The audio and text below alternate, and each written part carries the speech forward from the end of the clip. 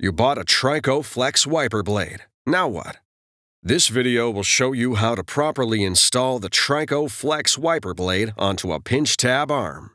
Before installation, remove the plastic protector from the blade rubber. With this arm type, it is necessary to remove the pre-attached adapter on the wiper blade and replace it as follows with adapter BC. Identify the release tabs for the pre-attached adapter. These tabs are labeled Press and are located at the back of the adapter. Pinch the tabs at the back of the adapter, then rotate it up to a 35-degree angle. Lift adapter until it disengages from the blade. Discard it. Now, locate adapter BC and rotate it to a 35-degree angle.